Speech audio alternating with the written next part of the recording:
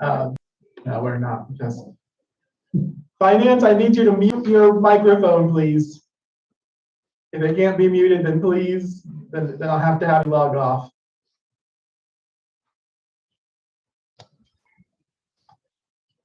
Okay, all right, we'll try this again. Good afternoon, everyone. I want to thank you all for coming and being here with us on a momentous occasion for the city of Danville. I have a lot of thank yous to issue, so I want to start there. First and foremost, I want to thank our partners from Wilmerite, and particularly the Wilmot family and their team. Jimmy and Yuri, Mr. Wilmot Sr. have been wonderful to work with, and we appreciate everything that you all have done to help bring this project to fruition. I also would like to thank the Gold Nugget.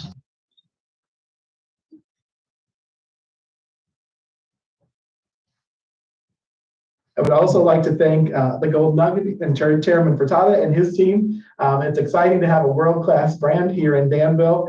The thing that I love about that is that it's a connected. There are 5 other casinos that they have. They all started as casinos. Most of them have become resorts, so that's an additional hope for our community. I want to thank Representative Lou Lang, who has helped steer us and guide us through this process. He has been a invaluable source of information. I want to thank the steering committee, specifically Jerry Connolly from Venture Mechanical, Gardner Peck from Danville Metal, Chief of Police here in Danville, Chris Yates, former Corporation Counsel, Dave Wesner. And there are 2 people in particular, happened to be the ladies on the team that I want to give a special thank you to. And that is the late Vicki Hogan.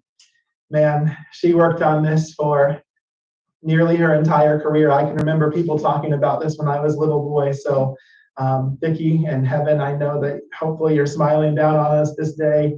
I promised you that we would do everything we could to bring the good projects to fruition, and we have. But then her interim successor, Tanisha Shade Spain, she was with me there every step of the way. I could not have done this without her. There were times when we had to transition from one partner to another, and she was a great source of wealth and of information, and also someone that I could really speak with and mold decisions over before I brought them to the public. And I also want to thank Chairman Mike Poor, our Chairman of Public Works. Those 3 people especially stood by us so closely as we made this possible. I certainly also want to thank our city team. Everyone here made sure that we had the support that we needed to make this project possible, and they continue to work with the casino for construction permits and things like that. So that's also very exciting. I want to thank the city council, and I want to thank the Alderman Pichard and others who are here with us, and Alderman Wands and Poor, who I can see online. We just appreciate you being here and being a part of this. But most importantly, I want to thank the people of Danville. You have been very patient with us in this process, and we thank you for toiling with us to make sure that we got it right. You all remember I just had a conversation with one of our local stars, Jennifer Bailey. 12 or 13 years ago, I didn't think this would ever come, and I'll be honest, I wasn't sure that I supported it at the time. However, I think whenever you make a decision about something, you have to examine and weigh the good and the bad. And I think in this situation, the benefits of the casino far outweigh any negative consequences that we will have as a community. And so what are the benefits of this coming to Danville? First of all, just as a reminder, we're going to be getting, for our phase 1 casino, 41,500 square foot floor space, 500 slot machines, 14 table games, a sports book and online gaming and sports betting, as well as 2 restaurants, which include a Saltgrass Steakhouse. I know that people always say we desperately need more restaurants, and a steakhouse is towards the top of the list. This is going to meet that need. People also always say we need more restaurants out on Lynch Road. Well, here we're going from 0 to 2, so that's definitely a good thing. What else does this mean for Danville, though? First, there are going to be some upfront investments. Number 1, we are going to be receiving $1 million each for the following. One is to expand the Boys and Girls Club to add a teen center. We all know, and we talk about the need for more things for young people to do. I can tell you one of the problems they have there is that they've grown so much that the space that used to be their teen area now has to encompass both middle and high school. So then the older kids start thinking, oh, this is a kiddie space, and then they don't come or want to come. Having the space that's specifically for teenagers only in our community, I think, is critical to our future growth and development. Also, $1 million to upgrade municipal buildings. We're here in our conference room, which looks really good, but you'll see other parts of the building, there's a lot of wear and tear. So there are some upgrades that we need to make to get City Hall, to make City Hall what we would like it to be. But the other thing that I think people are really excited about is $1 million for our riverfront project. You may be aware that we are under design now for a comprehensive contract that's looking how to connect the riverfront to Ellsworth Park and Ellsworth Park to Kickapoo Rail Trail. So $1 million will go a long way in making that happen and come to fruition. The other thing that I'm excited about are the partnerships that we're going to have with for our local nonprofits. Golden Nugget Danville has committed to $100,000 a year to the United Way. That's really great because that is an opportunity that any social service agency in Vermilion County or just over the line in Indiana will have an opportunity to apply for. Then $50,000 each for our police and fire department every year to help support them and training that they need. $50,000 in scholarships to DACC so that any person who needs to get an education or additional kind of certification, not just a bachelor's or not just an associate's degree, but it'll also young people who are applying for certificates and other types of further educational advancement will be eligible for that money as well. Also $50,000 a year to our Fisher Theater, which will be a huge help in terms of operating costs for them, as well as $50,000 for Vermilion Advantage. They played a huge role in making this project possible, and they help make all of our economic development possibilities happen in Danville. So we want to make sure that they're supported as well. I also forgot, I apologize, in the list of thank yous, there are two other individuals in particular that I have to thank, and that is Senator Scott Bennett and also Representative Mike Marin. Those of you who don't know, originally the casino bill said that we got a casino, but it didn't say what happened if your first applicant didn't work out for some reason, and you all know we had to change course. Well, Representative Marin and Senator Bennett fought hard to make sure that the legislation said that Danville and all of the cities got a casino no matter what. So that change allowed Wilma Wright to submit a new application, and that's how we got this great partnership that we have.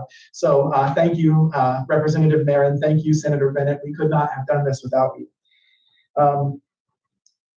Finally, I think what I want to say is that, we talked about specific things, but I think there's a lot to be said for hope.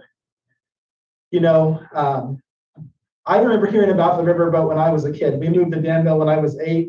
By the next year, I heard people talking about the riverboat. I am 44 years old now, so that was more than 3 decades ago. For more than 3 decades, people have been hoping for and working towards this. So it's really exciting to see it finally come to fruition.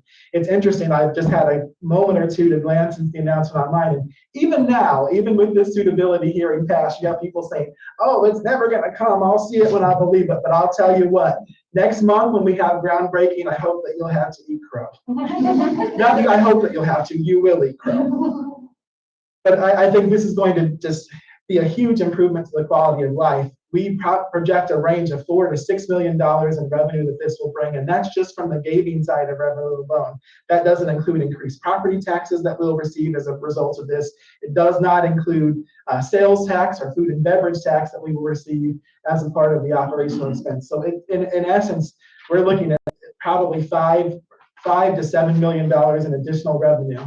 Just to give you a little perspective, for the city, our entire budget is just a little over $60 million. So we're going to be increasing our revenues through this project by almost 10%. That is huge for the city. That is huge for Vermilion County. And it's not just a Danville thing, right? People always talk about Danville versus Tilton or Houston or Georgetown. Listen, I always submit this.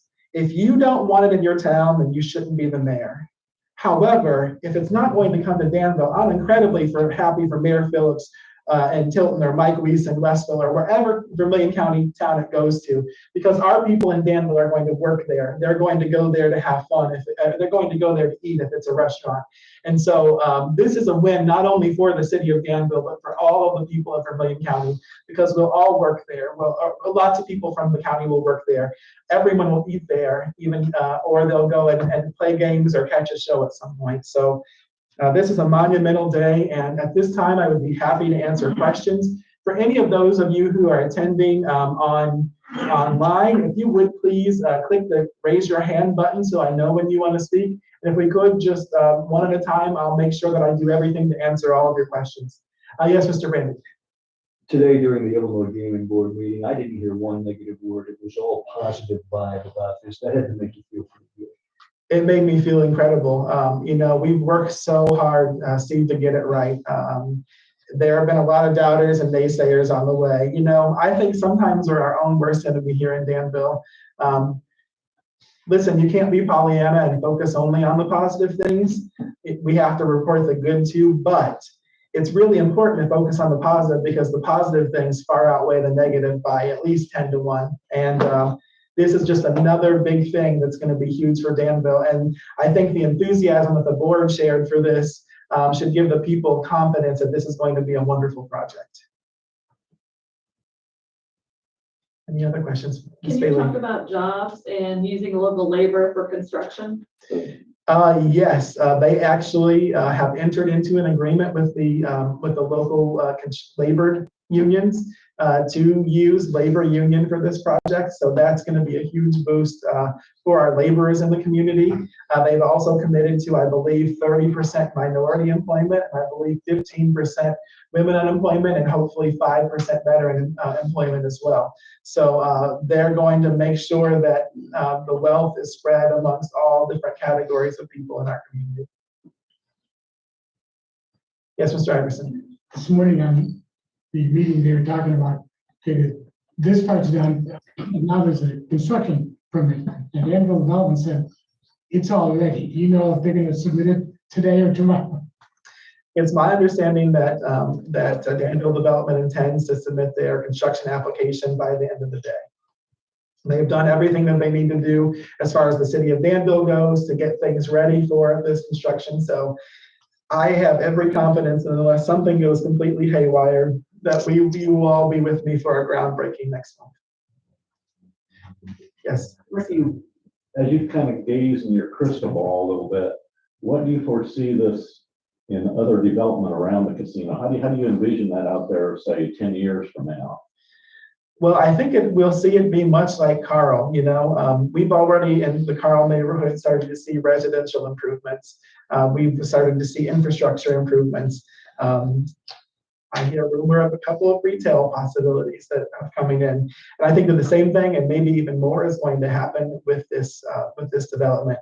I expect that in 10 years we'll be hopefully in phase 2 or maybe even phase 3 of the casino development, that you'll see more restaurants out in the Lintz Road area, as well as at some point maybe even additional hotels. For now, I'm really glad to help fill all of the hotel rooms that we have in the community, but I do think that there will come a point when we need more, because you think about it, for example, this weekend we have National Junior College Tournament here. Every hotel room will be sold out. What happens when you have hundreds of people a day wanting to come out to the casino? And so I think that there will be additional hospitality expansion for sure. I also believe that at some point, Mr. Pickett, that there will be retail expansion out that way as well.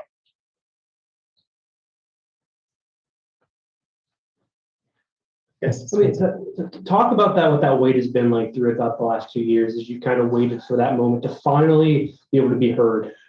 Oh my gosh, let me just tell you, Evan, that has made me crazy. I mean, everywhere you go, even at church, people are like, when's the casino coming? I promise you, every Sunday after church, when we go out to lunch, my dad's like, hey son, people are always asking, when the casino's coming. And I've told them, I'm like, Dad, listen, man, I promise you, as soon as I know, the city council will know, and then you guys will know, so that can you please stop asking me? But it's been a tough wait, and so it was a lot of relief and excitement to finally hear not only yes, but 7 yeses. It was a unanimous decision. And I thought it was really great that you shared that link so that people in Danville could watch from their home and see what they were doing. That's right. And for those who couldn't tune into the meeting this morning, kind of talk to us about how it went and kind of what you guys kind of took away. Sure. So the team from Danville Development kind of walked through.